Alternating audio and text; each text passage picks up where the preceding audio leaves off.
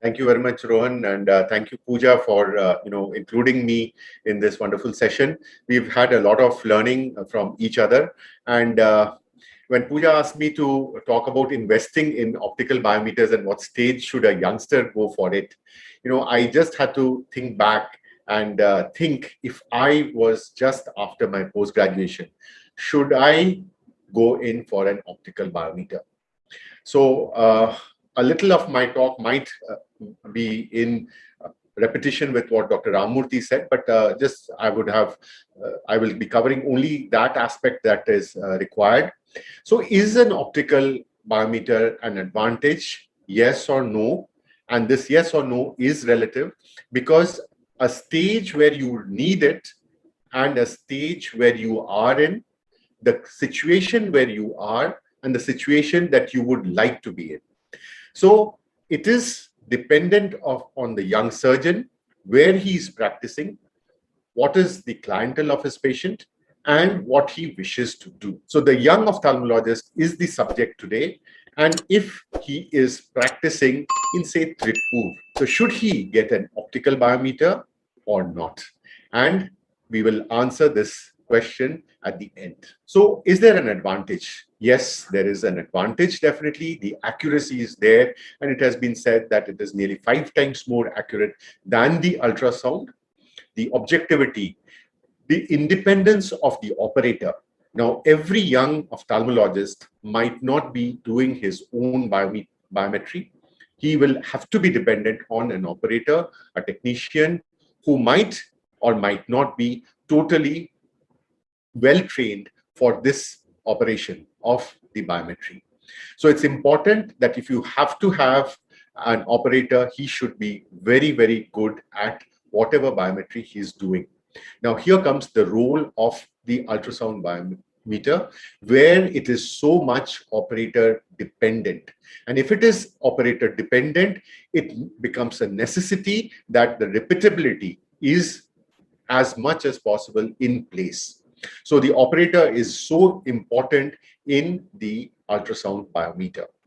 The efficiency, if it is an optical biometer, all measurements are very quickly acquired and with one device.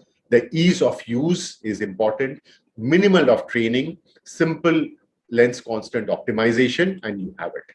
Patient convenience and safety. At the end of the road, the question that we need to answer is, what am I going to give my patient? Am I going to give my patient that satisfaction of an accuracy or not? Is it a patient who is a farmer, who is a person who is there only at home and does not have that requirement? At times, you can err a little, but it's important that we be as accurate as possible for every patient of ours. Non-contact, no anesthetic in the optical biometry. So the optical biometry highlights, this is very important, and I think I will broach on this very important point of the telecentric keratometry and its introduction of this distance independent telecentric keratometry. And it is a very, very repeatable measurement because of the spot center distances, and it improves the keratometry readings. And as Dr. Ramurthy had stressed as well, that the keratometry readings are one part where the error can be. So the integration of the automatic mode of the right and left values. Now here also I would like to stress that there have been errors in our hospital with my patients where the right was exchanged for the left. The biometrist forgot to put in the right eye and we had a surprise. So these are possibilities. Now, when you're going onto the optical biometry system, there is a very, very integrated aspect that it chooses the right eye to the left eye, and that part of an error is removed. The other difficult eyes, and these are what we are going to face in the future, every ophthalmologist, whether he be new or whether he be a senior. So the laser vision corrected eyes are going to come in and are going to be an important part where you have to give them very, very good accuracy so that it's either a myopic or a hyperopic post laser vision correction status. Now, again, staphylomas, the high myopes, the pseudophakics, the silicon-filled eyes, all these will make up your clientele, your patients. And you cannot say no to a particular patient and say that, no, I do not have this biometer, and ask someone else to do the job for you. So the precision of the biometer is a must today for cataract surgery. So here comes the importance of when should you take an optical biometer. So as we have been speaking about the premium IOLs, which are becoming more and more popular, patients are more and more demanding, and cataract surgery is indeed turning into a refractive surgery. And because it is turning into a refractive surgery, the accuracy has to be as spot on as possible.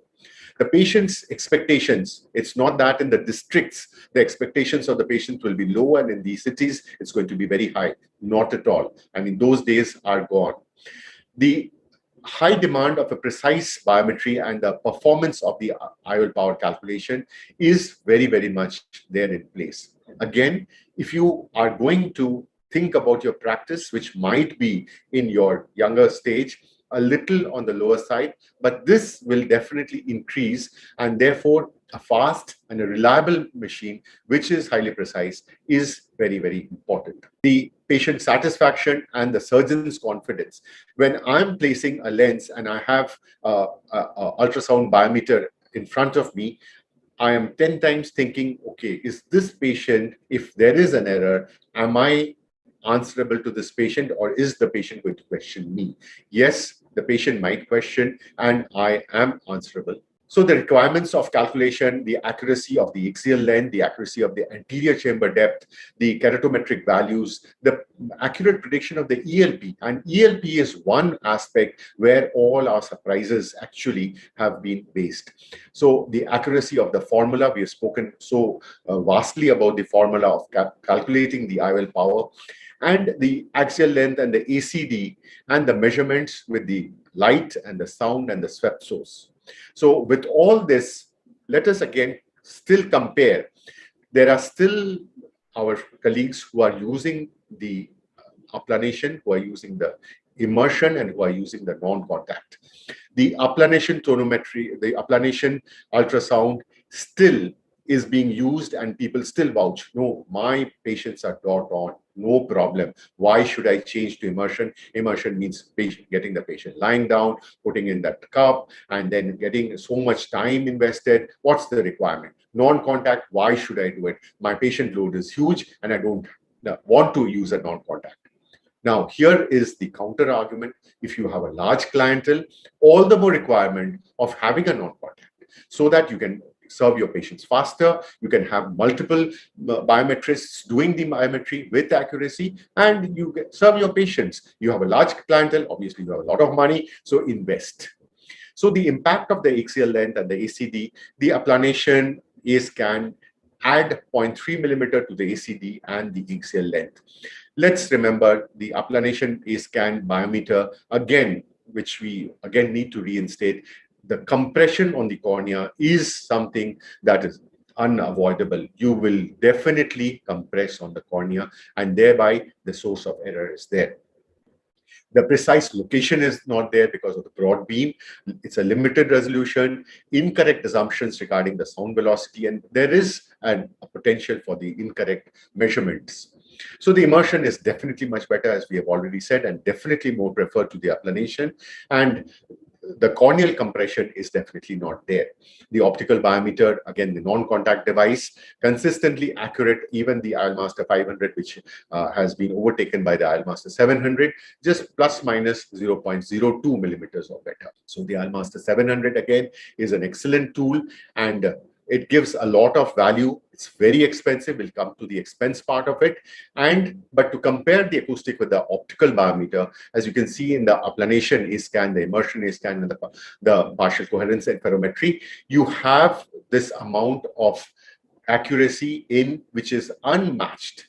And this is Warren Hill's data, which is unmatched by the partial coherence interferometry. The keratometer, again, a very important thing. If you're using the manual keratometer, the measurement of the size of a reflected image in order to measure the curvature.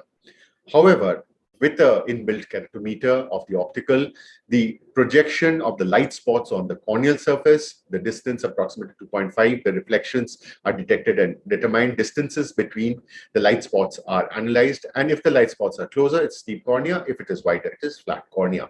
This was for the manual keratometer. But when it is a computer-assisted keratometer, it is a procedure where concentric placidodisc rings are projected on the retina, and the reflection of these ring patterns are captured by the digital camera and finally interpreted by the computer.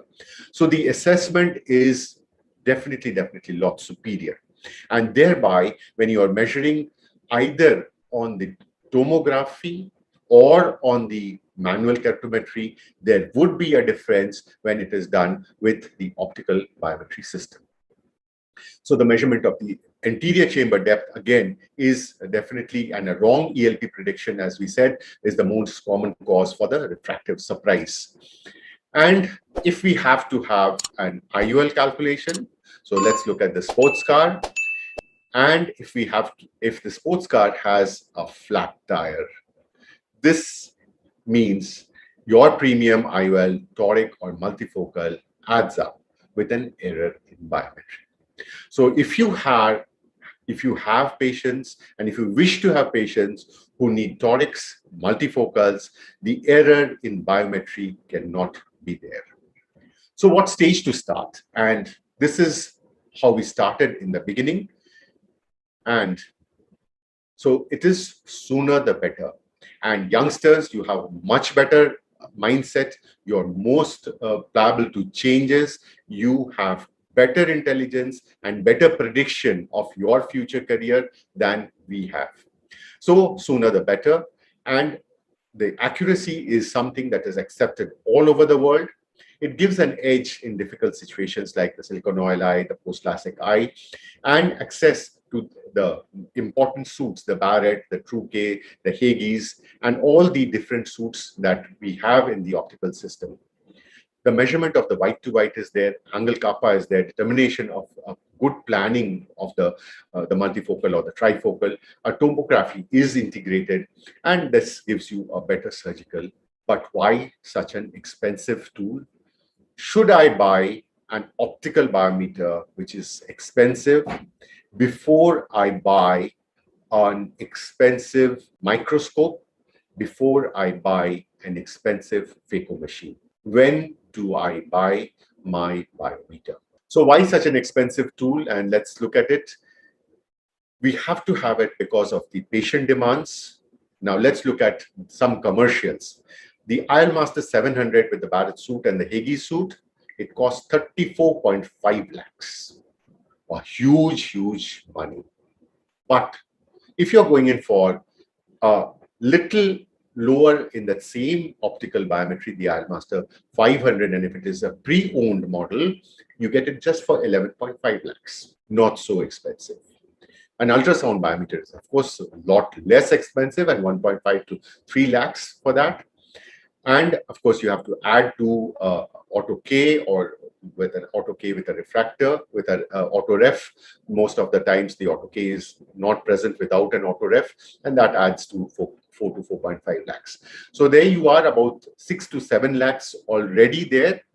So if you have to upgrade yourself, it is approximately a figure of 6 lakhs that you can still have an IOL Master pre-owned, which works extremely well. All this financials I'm doing because I'm speaking to youngsters, and these are the costs that are there. But still, why spend that 6 lakhs extra? Why? Because whether you're young or you're old, you are competing with the best in the field. Please remember, next door in Tripur is someone called Dr. Ramamurthy's Eye Foundation, and this gentleman has 54 hospitals in which 80% have the optical system. As Dr. Ramamurthy said, of his 13 hospitals, 10 have the optical biometer. And of course, the boss in Mumbai has the optical biometer and gives it to his patients' satisfaction. Thank you very much for your patient hearing. Thank you, Dr. Partha, as usual. Very well said, very well done, and always well expressed. It's a pleasure always to learn from him. Everything he goes into minute details. And the talk which has made, especially for the young generation who are at the dilemma what to do in life. Thanks so much for the whole great presentation and your time, Partha.